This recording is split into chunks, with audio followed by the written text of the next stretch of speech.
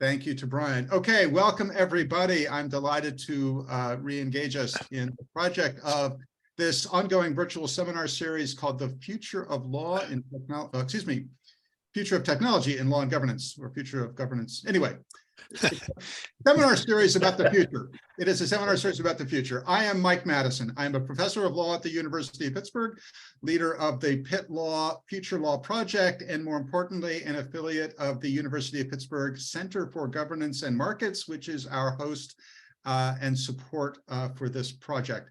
Our guest today, our speaker, is Professor Dan Rodriguez of the Northwestern University Pritzker School of Law, where he is the Harold Washington Professor of Law and the former Dean of the Law School. Dan is an expert in administrative law and is here to give a presentation that he's titled Judging the Black Box, AI and Administrative Law. Dan's going to talk for give or take 30 minutes, at which point we'll transition into a moderated Q&A, which I will lead. But for the time being, I'm going to mute myself and turn the microphone over to Dan. Thank you for being here. Great. Thanks, Mike. Let me just check the sound. Is that okay?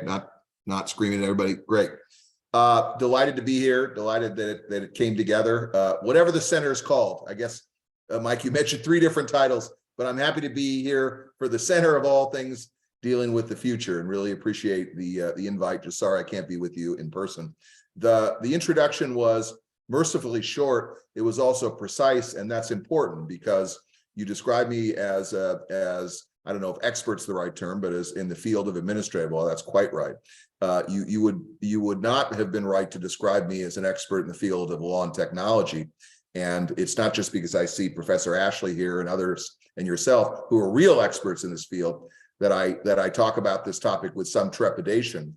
But I do want just to not so much to diminish your expectations, but just to place in context what I'm most interested in here, not only in this presentation, but in work I'm doing.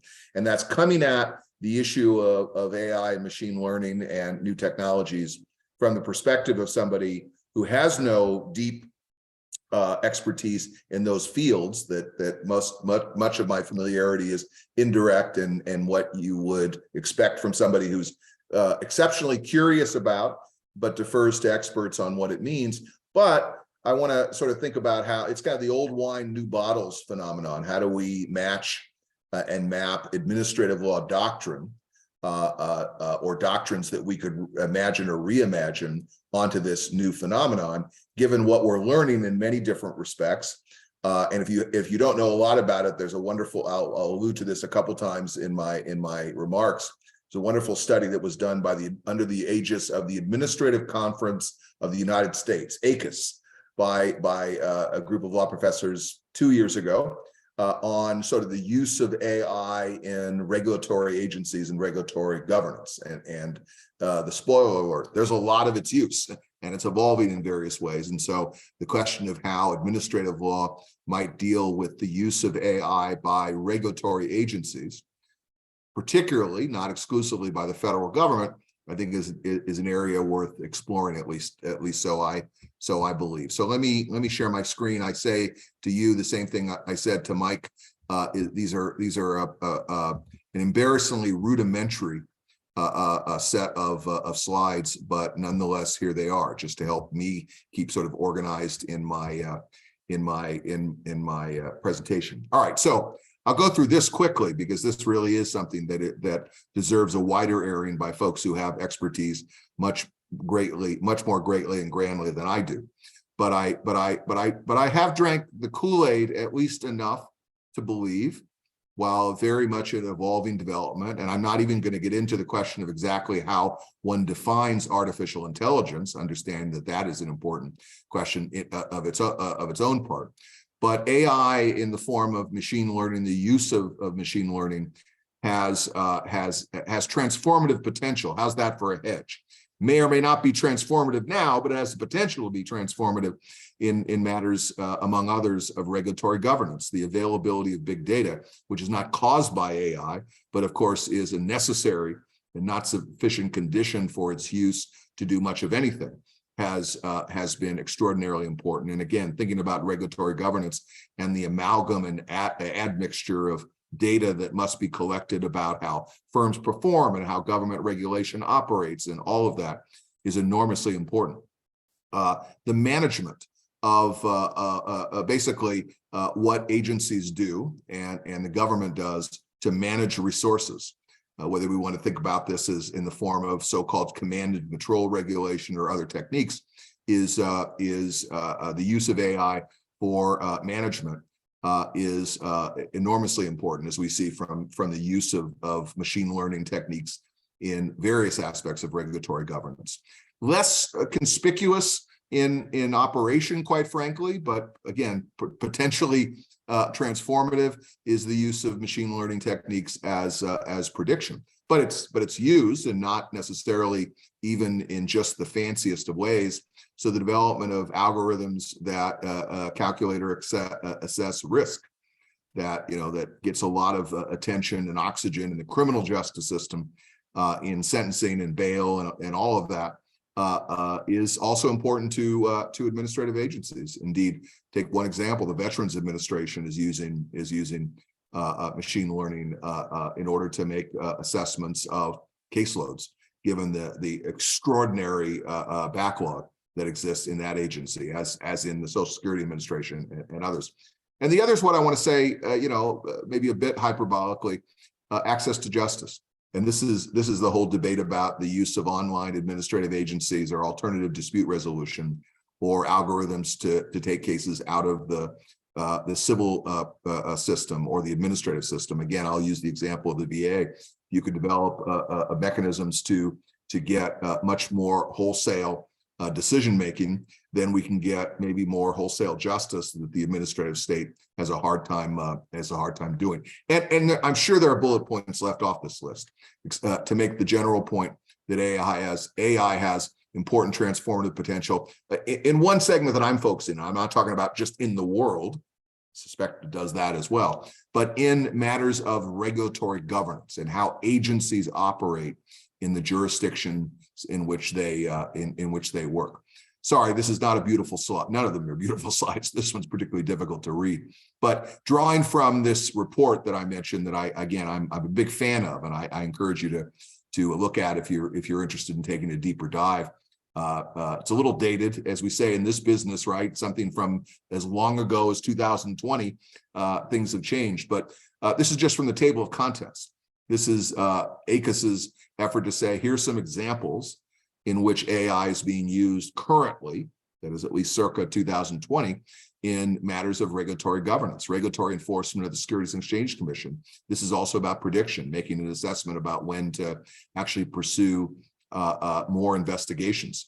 And it says SEC, but I'd suggest that the same is true of all federal regulatory agencies that have a significant enforcement element to them. So the FTC, Federal Trade Commission, and other agencies that are deciding how to use their precious resources, as it were, prosecutorial discretion to decide which matters to pursue. Law enforcement at Customs and Border Protection Authority, formal adjudication of the Social Security Administration, which are tens of thousands, indeed, arguably hundreds of thousands of cases. More informal adjudication at the USPTO, FCC. Maybe you can't read this, but at the bottom, I'll help you out. Autonomous vehicles for mail delivery at the United States Postal Service. I suspect 2 or 3 more slides are probably warranted of other instances of the use of AI in regulatory governance. So my burden of persuasion, as it were, here is to say, it's not that this is not just future, this is present. These are ways in which AI are actually being used by federal administrative and regulatory agencies. There have been, and these are not novel with me, indeed the report and other such reports have made the same these points. There are a number of concerns, and I suspect those of you who look at these areas of AI generally in other contexts will find this, as the saying goes, what was it, Yogi Berra said this, deja vu all over again, right? These are the same kinds of critiques you hear about the use of AI in other contexts, and they loom very large in debates about the use of of such techniques in regulatory governance. The lack of transparency, the so-called problem of the black box. How are we supposed to know how decisions are being made with through algorithms or algorithmic decision making when we know very little about inputs and how they're put together. We shouldn't overstate that, right? Because this transparency there may be two different things. One is just the ordinary person, right, subject to administrative governance may not be able to understand the codes and the other mechanisms that go into the development. So it's not that it's not transparent at all. It's not transparent, though, to many ordinary citizens. Or we can mean something deeper. We can mean that the development of these algorithms and the development of these uses are really, really hard to discover, and thus not going to be particularly tractable to those who need to know or might want to need to know, like judges, courts, reviewing administrative agency decisions under administrative law rules. More on that later.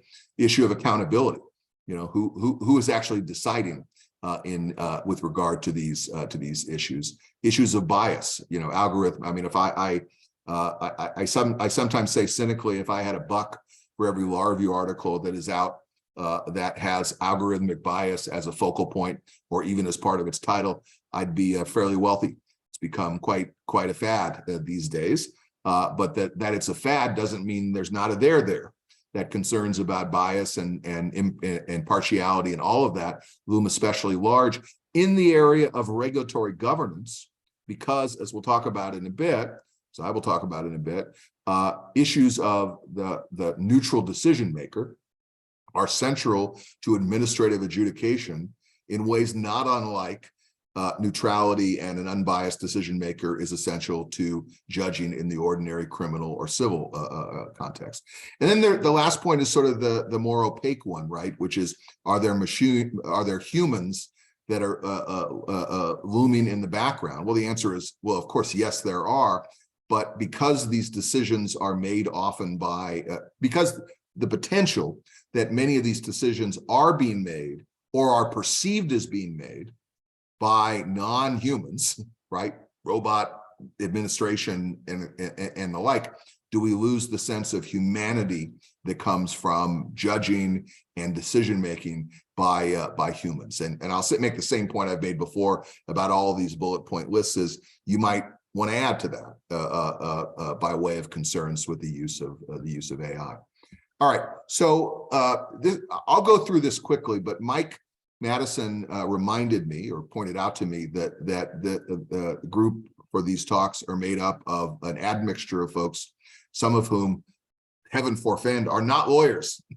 And maybe of the segment of some of you who are not lawyers, maybe you're not lawyers who have, even those of you who are lawyers may not have administrative law at the ready.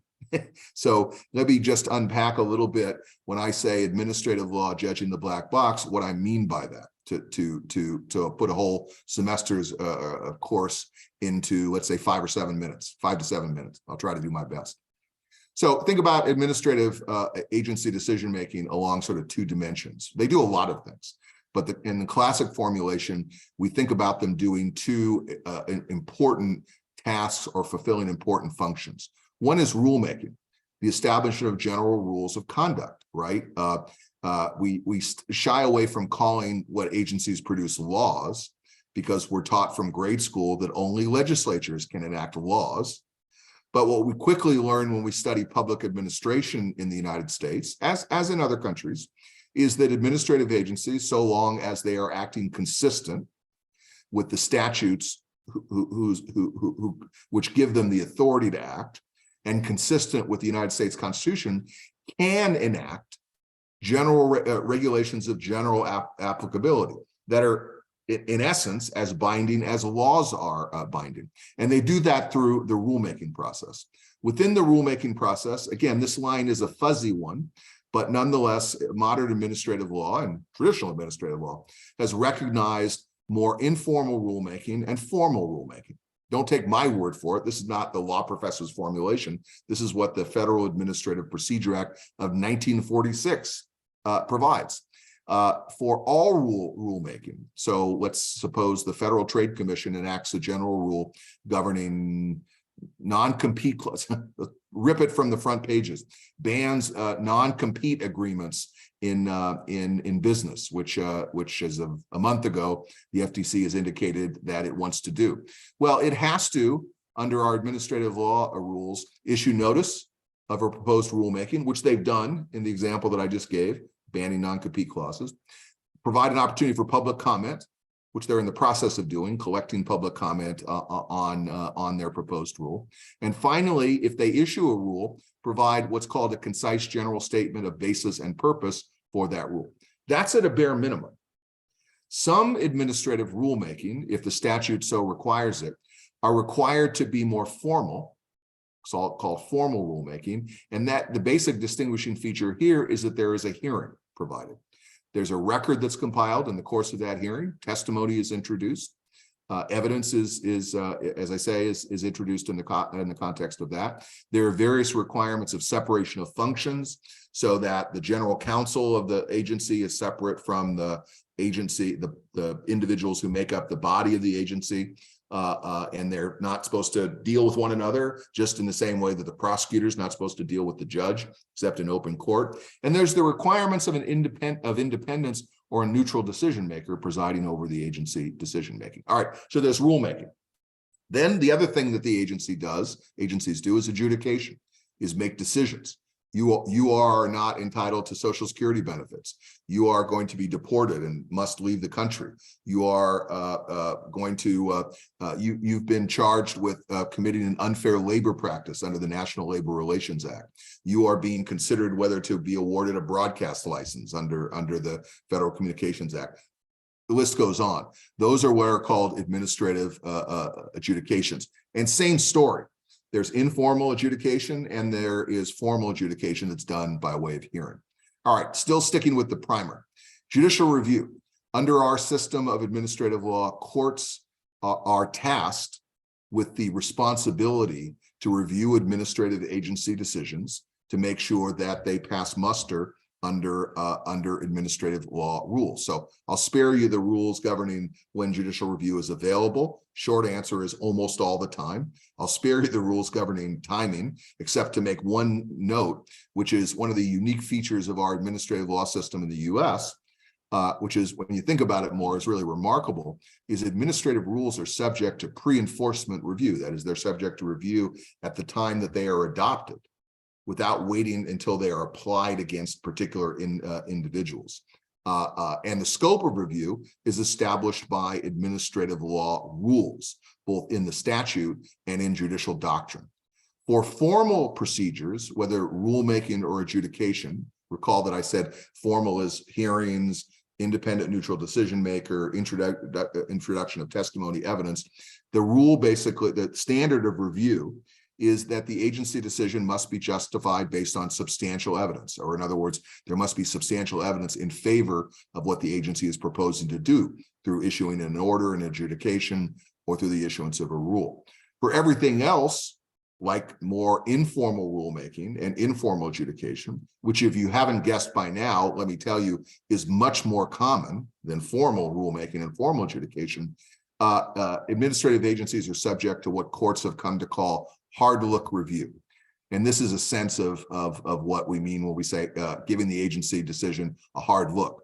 Make sure the agency decision has reasoned adequately from its premises to its conclusion. What factors did Congress require the agency to consider? And did the agency, in fact, consider those factors in reaching its decision? Did the agency's decision run counter to the evidence adduced by, let's say, comments made in the public? And other considerations. I couldn't, even if Mike gave me 4 or 5 hours, which you'll be happy to know he didn't, to go through this, I couldn't even hope to summarize what the actual content of these rules are, because they're made up through hundreds and hundreds and thousands of administrative law cases in which courts have applied these standards to review. I'm coming to the end of the primer. There are other areas of law, administrative law, that govern how agencies decide. Procedural due process. You have a right to due process for any government effort to take away your life, liberty, or property. And so you might see that as a species of administrative law review when it's an agency that is doing the deprivation of your liberty or your property. Agencies always have to pay fidelity to the statute. That's what gives the agency its authority. So the courts will look to ensure that the agency is acting consistent with the statute. And there are a whole series of doctrines that I'll spare you about exactly how they go about that project. Non-delegation is a kind of code word that us constitutional law types and administrative law types use to refer to this doctrine.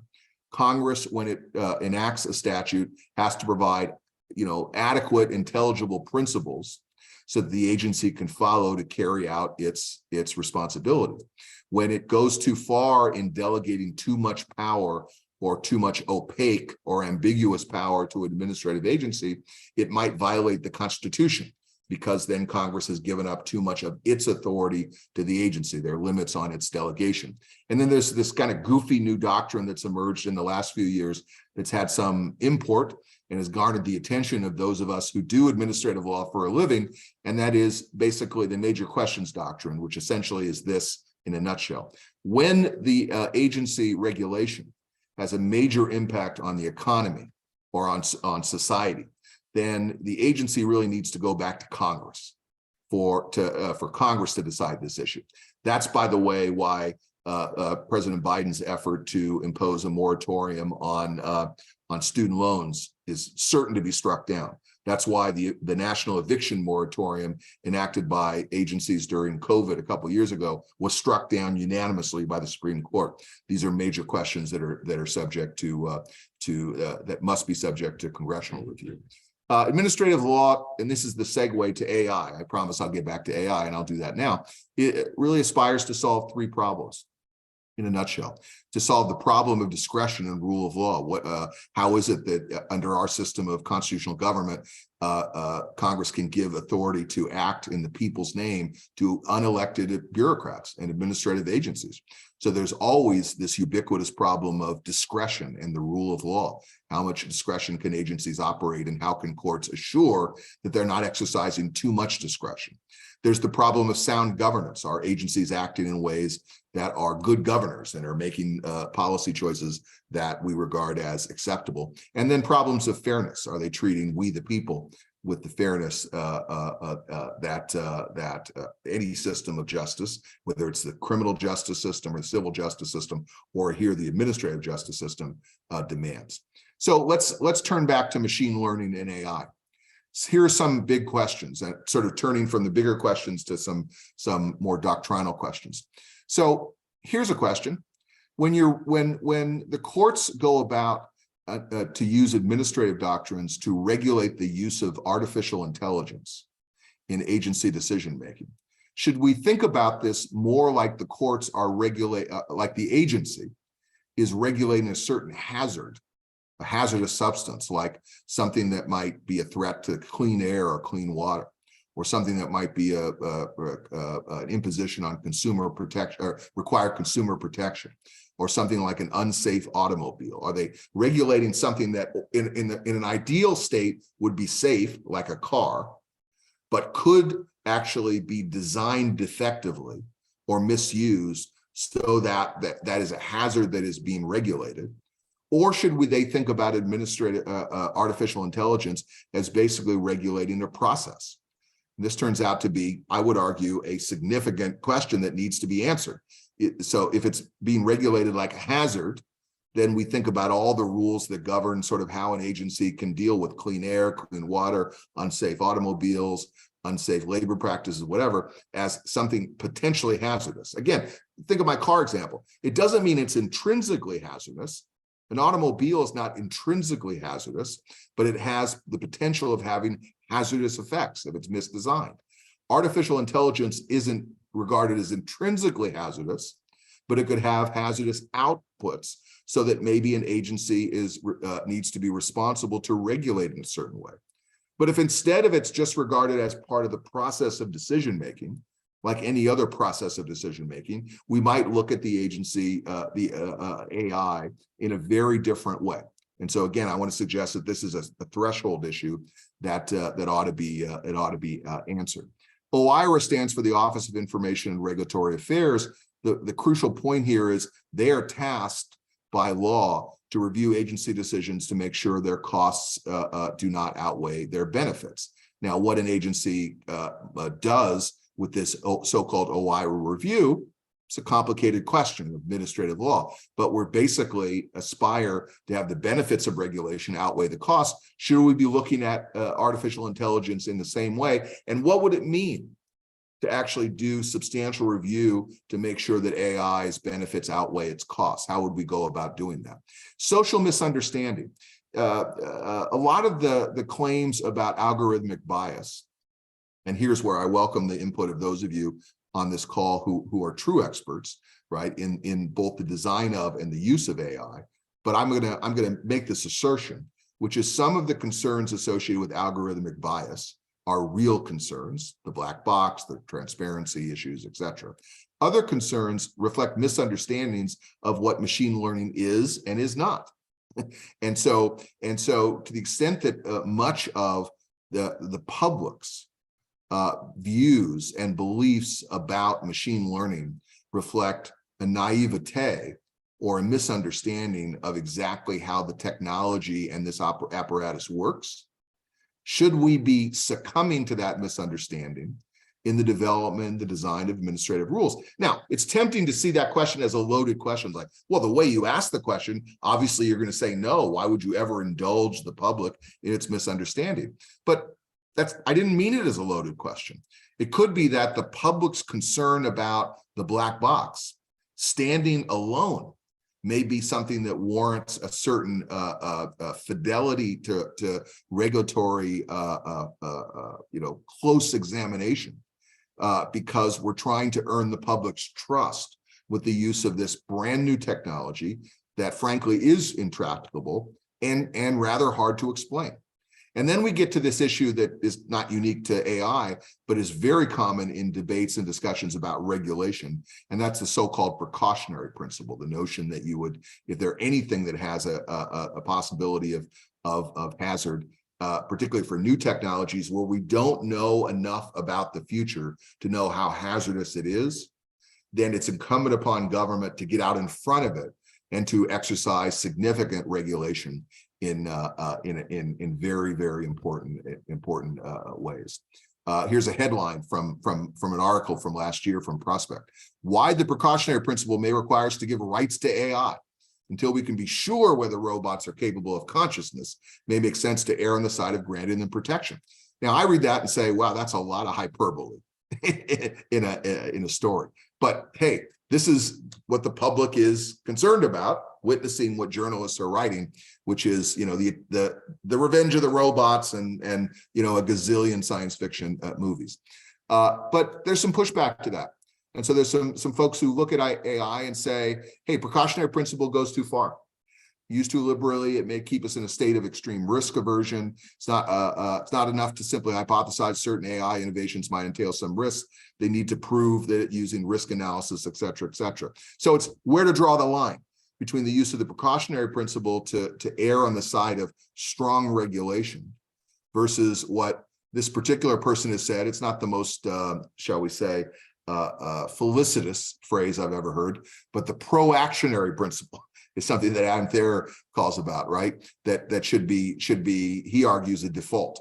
We should, a policy approach objectively evaluates the concerns raised by AI systems, considers whether flexible governance approaches might be desirable, does so without resorting to the precautionary principle as a first response.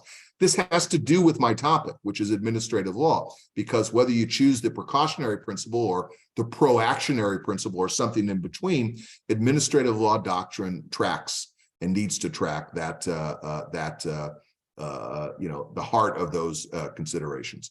So AI regulations, again, this is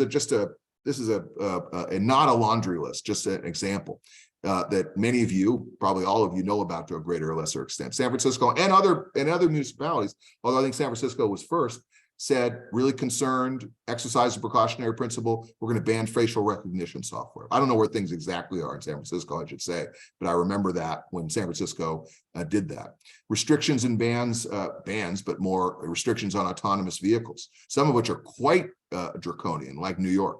Some of which are sort of medium-sized draconian, like various other states, and some that have gone through different periods of evolution, like California, which used to require the human driver in the vehicle and now doesn't. Recommendations of bans on autonomous weapons of lethal force, the so-called drones issue.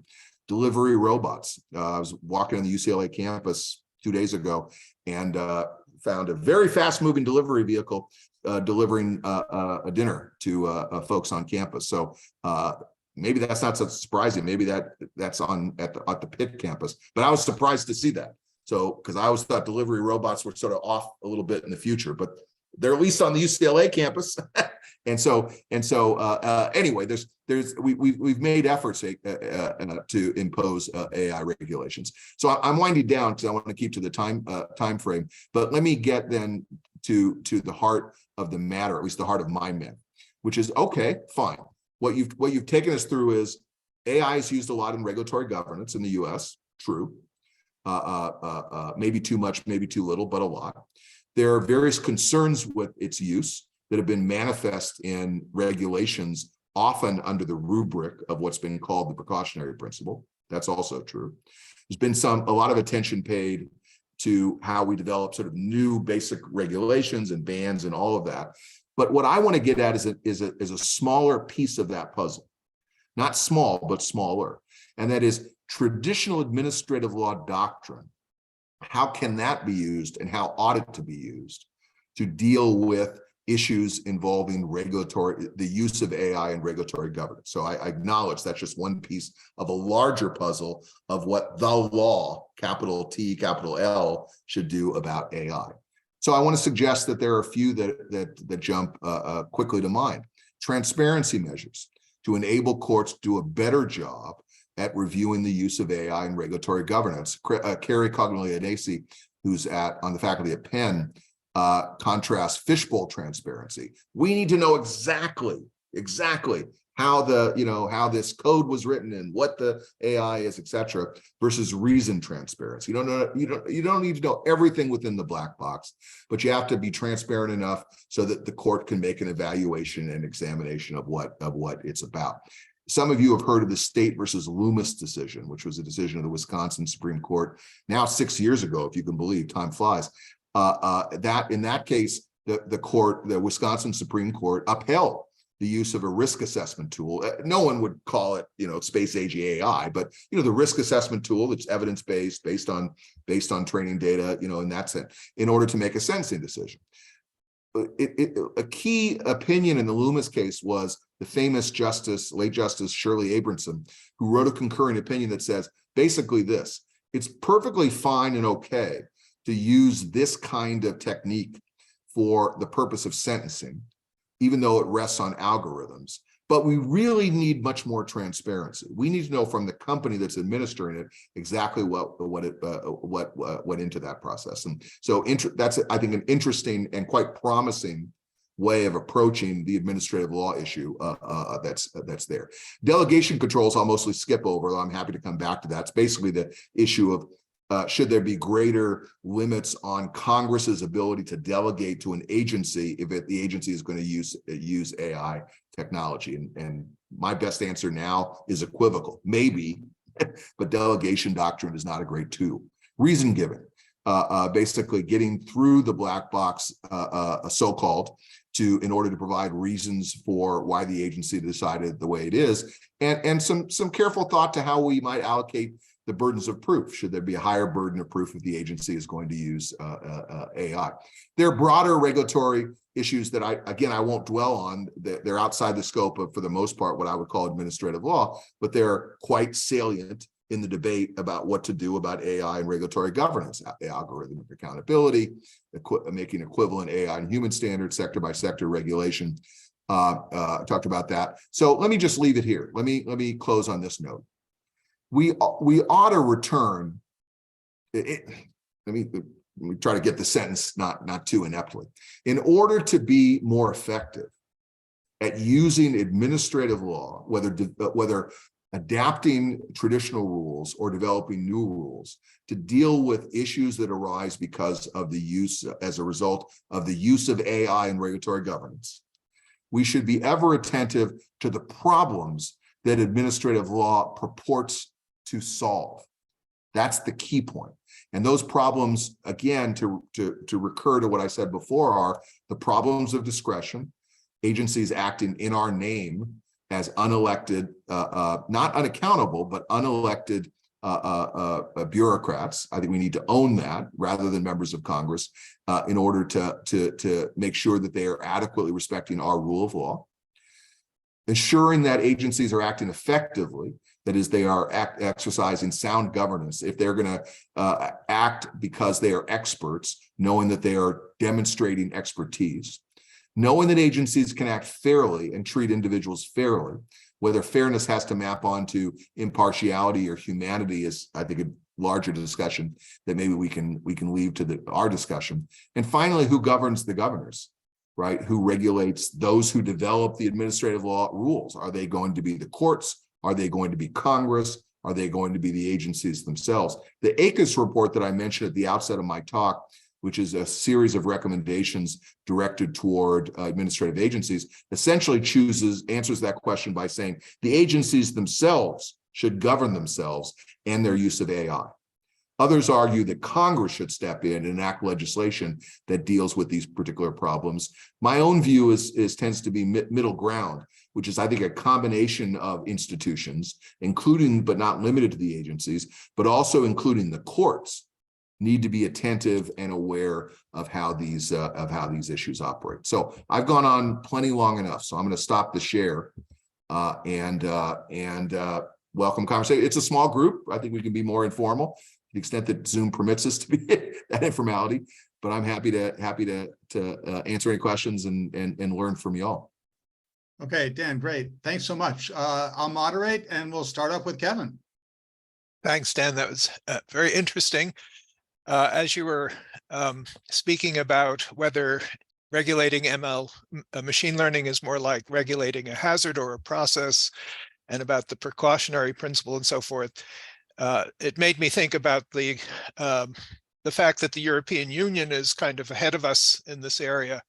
And I would guess that they've treated it as a hazard and they use that precautionary principle. But I was curious, do you think that the experience of the European Union gets factored into our American decision-making with respect to these sorts of decisions about of the problems that you're addressing? No, thank you for that, Kevin. I really appreciate it. Let me take the question very precisely and divide it into two parts. That is the is and the ought. So let me start with the is. I think inevitably, that's kind of maybe too bold. Likely, how's that? U.S. authorities, by which I'm both at the federal level and the state level, will need to combine learning from other systems and other countries that have been dealing with these issues since, of course, AI technologies knows no borders, right? And some of these issues are quite salient throughout Europe and other parts of the world. So it behooves American authorities, regulatory authorities, by which I mean to include Congress and the agencies themselves, and even to some degree courts, to collaborate where we can collaborate, but at least to learn from the experience that exists both in, let's just focus on Europe for a moment, both in individual European nation states, but also how this, collective, as it is, the European Union has dealt with these issues. Now, I'm not going to pretend to have the same expertise or anything close to how the European Union has dealt with AI. I do have some familiarity with how EU deals with administrative law in important respects. And I will say that there's, quite a lot of daylight, as you might imagine, between both how the EU thinks about the problems that are essential to be solved in when regulatory agencies function and operate, particularly given the civil law tradition that exists kind of there looming close in the background, and how the American system sees it. Now, please don't hear me saying, well, there's American exceptionalism here and we don't have anything to learn from Europe. But I think those challenges are make the prospect of some truly comprehensive kind of scheme of regulation. I'm not talking about like an international bureau directing it, but kind of commonality may be more remote. But I still think there'll be a fair amount of learning. Audit too, yeah, I'd pursue that and say it ought to as well. Although one element, without going too far into the weeds on this, one element that's been, of course, as you know, a constant theme of concern and consideration in the European level, and more unevenly in the American level, are issues of privacy. That for the most part in my presentation I elided, but needs to be brought into it. So problems associated with facial recognition software, as you know, and others, there are multifaceted, but a key element, maybe the key element, is the imposition on individual privacy. And I'll say this about administrative law in the US. Administrative law in the US is, as a focal point, doesn't deal much with issues, considerations of privacy. It doesn't mean that agencies don't care about privacy. It doesn't mean that Congress doesn't care about privacy.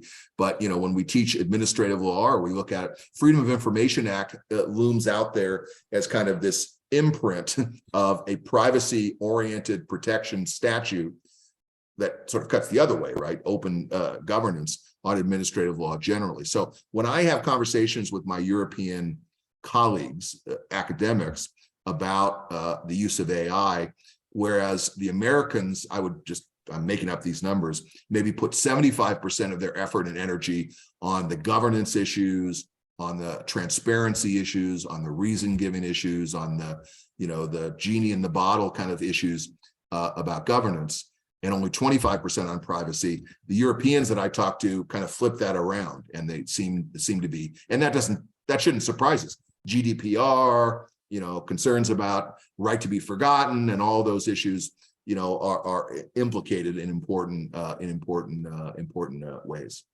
So I'm not sure whether that's answered your question, but I think there's a you have to understand these administrative law issues in the context of the fact that we didn't invent administrative law in the United States, and we're not the only ones that deal with these central and salient issues.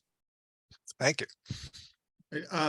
Dan, there's a question in the chat, which I will I'll read aloud for purposes. Okay, and I'll take a look while you're doing that. Yeah. Is there an efficiency bias based on reducing costs in favor of AI-based decision-making in administrative law? So if you'll permit me, let me do the same trick, as it were, as I did with Kevin, and divide it into the is and the ought, if I can. So on the is part, not as much as I might have expected, and that those who've looked at these issues might have expected in some of these decision making. So let me take, for example, the first example that was on the bullet point, which is the use by the SEC of AI in making determinations and decisions about how to investigate. You'd imagine that one strong reason to use AI would be simply to enable the agency to economize on its limited resources by pursuing claims or others in which there's a greater payoff or greater. And so but in talking to folks in the agencies that actually use that, oh no, we're trying to get the answer correct. We're trying to improve governance. We're not looking necessarily at reducing costs and gaining efficiencies. And that answer sort of always surprises me. So I put up a slide that had, and I mentioned OIRA, the Office of Information Regulatory Agency's review of agency decision-making to make sure that benefits outweigh the costs. Just to complete the thought, to the best of my knowledge, there has not been a requirement that OIRA has imposed on the use of AI in agencies to determine whether costs outweigh benefits. And I've actually checked that with folks who were administrators of OIRA, who were big fans of cost benefit analysis, like Cass Sunstein, who's written voluminously about the precautionary principle and about these other issues. So on the is, my answer to the chat question is not so much. On the ought, let me keep it short and say, I certainly think there should be. I mean, what the heck, he says glibly. If we're going to think of the use of AI as enhancing access to justice and enabling individuals to seek redress and justice in a very clogged, bureaucratic, sclerotic system, then AI could be an enormous tool. Take the VA offices. The only thing, by way of terrible anecdote, that reduces at all the backlog of decision-making in the VA, which is tens of thousands of cases behind, is veterans die off. If it wasn't for veterans dying in the natural order of things, they would the government would not be able to make any significant penetration on the backlog of cases. And it's not much better in the SSA. So, and Homeland Security's immigration cases. So there's an imperative, I'd say not only desirability, an imperative to think about greater utilization of AI in order to create greater efficiencies in the functioning of the agencies, because humans ain't cutting it. just dealing with non-AI mechanisms and methods. So I think I'm going to take the moderator's prerogative and ask a question next. And so this goes down. So I'm not an administrative law specialist. I have only the typical lawyer's general familiarity with it and a memory of taking administrative law in law school years and years ago. But your whole description of the character of the uses of AI systems in administrative law context, and so the pros and cons and the strengths and weaknesses reminds me very much of the parallel conversations about personalized medicine or precision medicine, meaning, right, it's possible to collect so much clinical data about the human body and disease and things, and therefore to construct models of a healthy person that in principle, therapies for syndromes, conditions, diseases can be designed to target, interventions on a human being by human being basis, right? So generally applicable scientific principles of good health and so forth, but customized on an individual patient basis to improve health outcomes system-wide, right? So this requires massive amounts of data, massive amounts of computing power, very sophisticated modeling, but then and delivery systems that, of course, are equitable so that everybody has appropriate access to these interventions. These have proved not only to be sort of, in some cases, more ideal than reality, but also controversial because of the sort of the privacy implications of drawing data from so many different people and sources over so much time. So I guess my question is, I wonder if all of the different dimensions to AI intersecting with administrative law, things that you've just surveyed very thoroughly, if you or other researchers have been trying to sort of address the complexity of the situation, drawing on analogous situations in other areas of law or governance or social life, is there a generalized pattern of problems here, or is what you're talking about really just narrowly tailored to the historical and contemporary conditions of administrative law? No, I think, so let me start where you ended up. I think more the former than the latter. I think there are some generalized patterns. Part of the predicament is you talk about administrative law as the law governing regulatory agencies.